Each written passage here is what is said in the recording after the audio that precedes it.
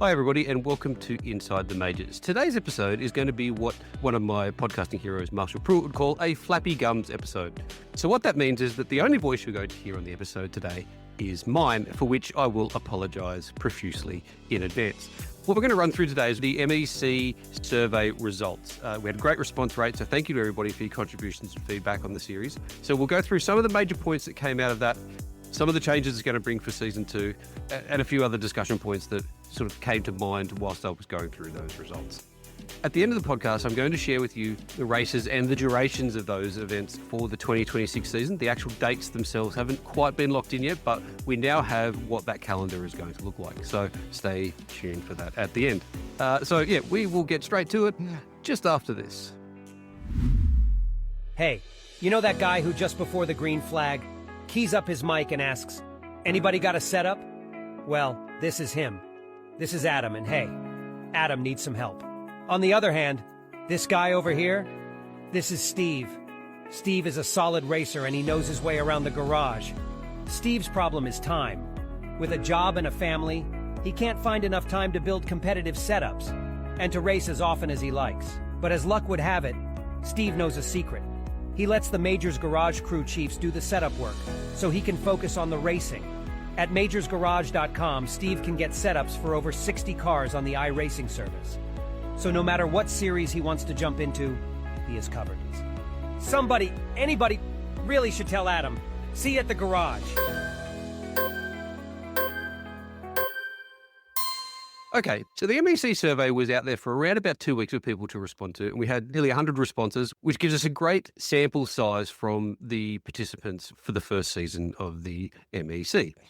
So I'm going to go through in no particular order, but it kind of follows the order of the questions that they were in the survey, because that's how I was making notes. And I just want to share with you the key takeouts and the things that we've learned and some of the changes that it's going to bring for Season 2. So, as I mentioned in the intro, apologies that it's only my voice today, but hopefully sharing these insights will give you an understanding of where we're planning on taking the series. So one of the first questions asked was around the number of races that was included in the first season. It was obviously 5 races.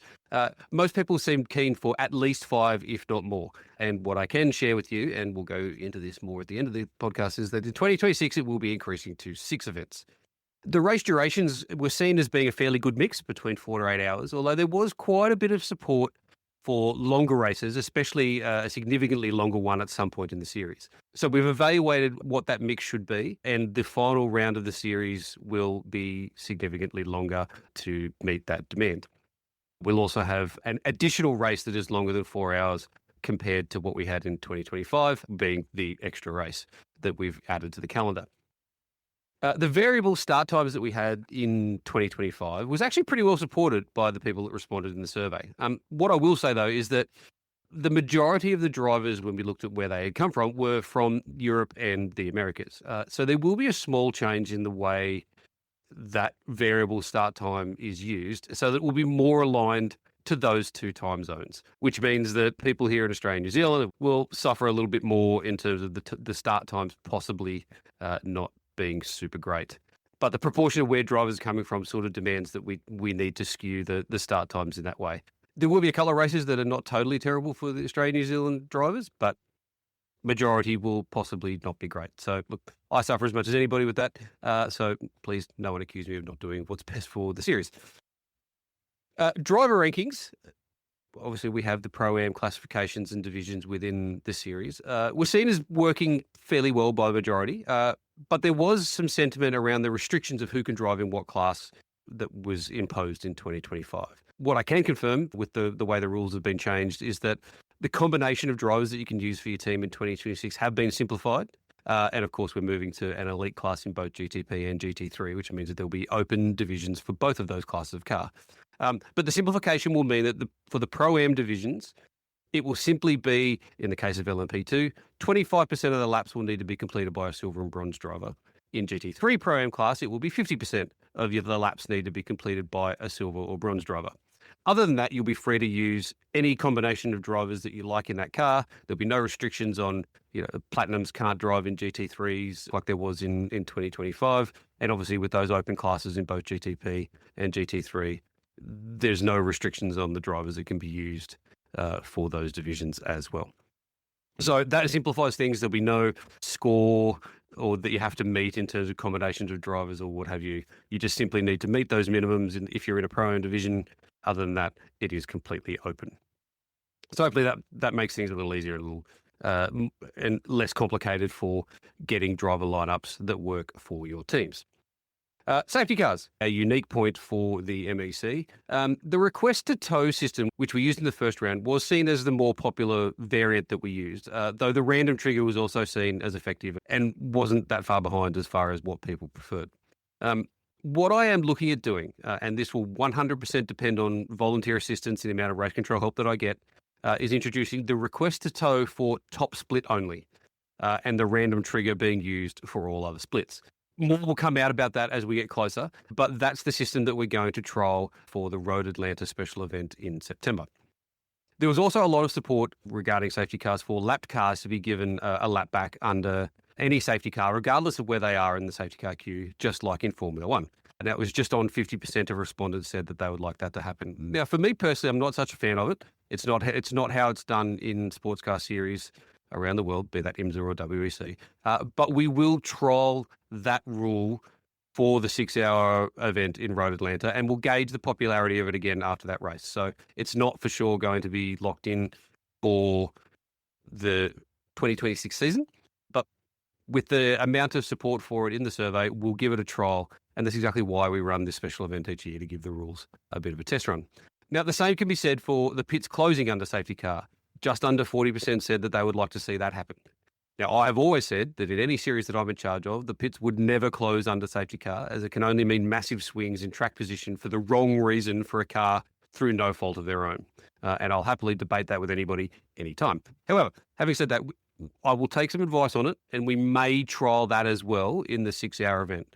It's one of the things that I'm yet to decide for the September race, whether we'll do or not. But I will make that decision before the registrations open in a couple of weeks, the 1st of September. So whilst my personal opinion is to not use it, we may trial it and see what the opinions of the participants are. One thing that may influence that decision for the 2026 season as well would be any advancements in the iRacing safety car or the admin options that they make available to us. They've long been suggesting that changes to the race administration options and flexibility in setting up races might come out. Obviously, that hasn't happened yet, but if that was to come in one of the season updates before the MEC starts again in 2026, that may give us the option to do certain things that we don't have the flexibility or can't really do in a way that makes sense at this point. Look, if it was me making a decision right now, it wouldn't come in, but let's see how things evolve in the next little while. So that's probably about the only rule that is still up in the air in terms of which way I might go on things for that. Okay, pre-qualifying will absolutely remain unchanged in 2026. Over 80% of people said that they were happy with it and they wanted it to stay. So the top 2 driver average rule will still be in place. And obviously for the Pro-Am divisions, one of your AM drivers will also need to be included in that average when determining the splits. The sequential scoring system that we had for the divisions was also pretty popular, though, and I had already decided sort of before the survey that we would do this. In 2026, there will be some overlap in the point scoring between the splits. So rather than last in top split scoring more than the winner of second split, there will be some crossover. So essentially what will happen is that the winner of the second split will get the same points as the car in top split that finishes by 75% down the field. Now, I'm not really sure if that's the right way to put it, so I'll give an example. If there were 16 cars in a division for top split, say there's 16 LMP2s, then the winner of the second split for LMP2s would get the same points as 75% down the field, which in this case would be 12th place. If there was 10 in top split, 75% of the field would be, 7.5 or 7.5. So that would round down to 7th. So the winner of second split would get equal points as 7th in top split. And obviously the same would be the case for third split. And if we were to get that far, which would be amazing, the fourth split winner also getting that crossover of points with third split. So that will mean that you can actually still outscore some teams in splits above you if you have a really good day and a really good result. And it also does give some incentive for teams to try and still get in that top 3/4 of their split if they're looking for championship points. So some things around race control. The protest system was pretty well liked. I have to, again, thank Mike for his development of the protest system on the website, which worked really, really well after the first round. When we brought it in, it was really well done. And actually for the 24-hour where it was also used, it actually meant that basically protests were being done in real time. As the protests came in, there was no real lag. And that is thanks in a huge way to the system that Mike developed. So again, thank you for that, Mike. The consistency of the decisions was acknowledged as well by the majority of survey respondents. So I would like to thank everyone who contributed to race control. And hopefully we'll see more people contributing to that in 2026, especially if we want to expand things like request to tow into further splits. Because the amount of people that we need and volunteers grows, the more that we want to do things like that. Okay, the calendar all being in the first half of the year, instead of being spread out across the full calendar year, it was about 50-50 in terms of preference.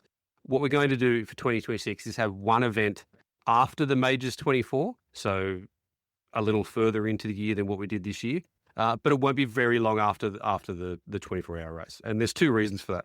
The first is that we want to be able to distribute the MEC coins to everybody along with the Majors 24 coins. That saves the organisers from having to tackle two logistical nightmares with the postage, particularly as anybody from Europe will tell you, the magical mystery tour that the coins have gone on to get to Europe and the holdups has been insane. So we don't want to be tackling that 2 or 3 times a year if we can avoid it. And the second one is that we really like the idea of the MEC being a lead up series to the 24. So we'll trial having one event post the 24 in 2026, see how it goes. And then we'll evaluate again whether we expand the calendar further into the year in future seasons or whether we go back to front ending the season in the year.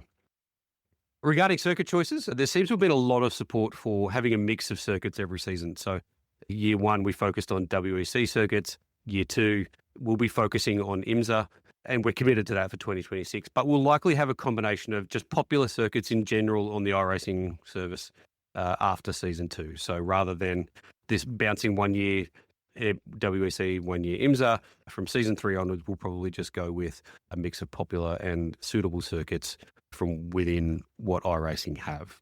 Regarding season-long registrations, that is definitely coming in for 2026, and that will determine who is eligible for point scoring in all of the races, similar to what we did in the final event of 2025. So one-off teams won't be scoring or even impacting points. They will still be, as paid entrants, eligible for coins, but they won't impact the points at all. They will essentially be invisible as far as influencing or scoring points is concerned. So they won't have any influence on the championship in that regard. And most people seemed happy with that when that was put forward in the survey as well. There was also a majority of people supporting the inclusion of a drop round for 2026. And I think this is going to help teams that want to sign up for the full series, because it means that if life gets in the way or there's a particular round that you know that you can't do or it conflicts with something else, you've got that flexibility to be able to miss one, and it still won't rule you out of having a crack at the championship. So that will certainly come in for 2026, the inclusion of a drop round as well.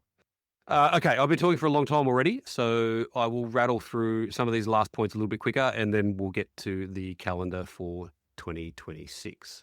Okay, fast repair was more liked than disliked, and it will be staying in 2026. The coins, as far as design was concerned, was universally liked, and hopefully we can go even better with that in 2026. And most said also that not having coins wouldn't change their participation in the series, which is great to hear, because it means that people want to come and race in the series for the sake of the series and because they're enjoying it, not purely just because of the coins. But don't worry, they're staying, so they'll still be around.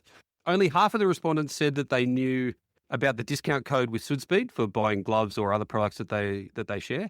So please remember to check them out and to use the code MAJORS for anything that you're buying with SudSpeed. And there'll be a little bit more to talk about SudSpeed's involvement with the MEC in 2026 in a future podcast. And actually, speaking of SudSpeed, there was actually a lot of support in the survey for an MEC-inspired design of glove being of interest for people. And so that's something we'll also explore with them for next year. A lot of people said that they wanted the Majors 24 to somehow be included in the MEC. That won't happen in 2026 because we need to have a massive think about how that would work for points, preventing manipulations of either the series or the 24, how it would work with different drivers and Pro-Am divisions, and there's so many things to consider in that. So we'll keep workshopping that idea because there was a bit of support for it, but it won't be happening in 2026. Entry costs of around about $10 a race was seen as being about right. So that's what you can expect as a price point as far as 2026 registrations is concerned. And the broadcast was also seen as going really well, and it definitely got better as the year went on and is now a proper professional production of the series. And the audiences continue to grow for it, which is great to see as well. Okay, so thanks to everyone who responded to the survey again. It's great that the community feedback was so positive on the whole, and it's great to get that help in guiding the direction of the MEC. Hopefully going through some of those things, even though it was pretty brief, was of interest and helpful for giving some context to some of the decisions and changes that we've made around 2026. Okay, so probably the thing that most people are keen to hear, the events that have been picked for 2026. And though we don't have any specific dates just yet, I'm happy to share with you now what those races will be. Okay, so the opening race of the MEC season in 2026 will be an 8-hour event at Daytona. Now, the idea as far as when this race will be concerned is that we anticipate it will be 2 weeks before the special event 24-hour race at Daytona.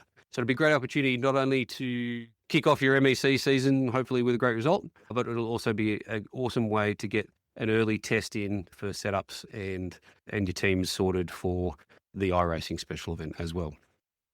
The second event of the season will be a 6-hour event at Sebring, which will likely be in March. The idea around that is we'll run 2 weeks before the iRacing special event. And so again, you'll have a chance to get an early test in with the classes at the circuit that the special event will be on, being one of the more popular ones in iRacing. Now, the third event, and this one's really cool. I'm really pleased to share this one with everybody. In April, we will be doing a split round, which will involve the 2 elite classes. So the elite division of GTP and the elite division of GT3 will be doing a 4-hour race at Long Beach. And on the same weekend, the Pro-Am classes will be doing a 4-hour race at Canadian Tire Motorsport Park. Now, this is sort of reflective of the way that those 2 events are run in IMSA in real life, in that not all of the classes of cars compete at every single IMSA round. And so having the elites competing at Long Beach and the Pro-Am classes competing at Canadian Tire Motorsport Park, it sort of does reflect what happens in the real IMSA series. So there'll be restrictions around you can't compete in both as a driver, just to stop Pro-Am teams pulling in elite drivers into their teams, so forth. We're not sure whether those races will be run simultaneously or whether one will then follow the other. That'll come a little closer to the event. But yeah, that's going to be a nice little change up there in round 3. The 4th round, and this will likely be in May, will be a 4-hour race at the Indy GP circuit. The 5th round, which will be May or June, will certainly be prior to the Majors 24, will be a 4-hour race at Watkins Glen. And the final round of the MEC, which will take place 2 weeks after the Majors 24, will be a 12-hour race at Road America. So those are the events that have been chosen for the MEC for 2026. The inclusion of LMP2 and the expansion of GT3 to having an elite class as well as GTPs. So those classes having open driver options has got a lot of people excited. And the last reminder that I'd like to give on the podcast today, registrations for the 24-ish hours of Road Atlanta, as it's called, which is actually a 6-hour race, but the time will be sped up, so we'll go through a full 24 hours of day and night. We'll open on September 1, and the race is on September 20 GMT. So look, that's been a lot of talking from a single voice today, so thanks for seeing it through with me, and I look forward to catching you next time on the podcast with some updates on the major series, and hopefully some interviews with some winners of the World Series of Asphalt races, which are happening this weekend. So yeah, we'll talk to you then on Inside the Majors.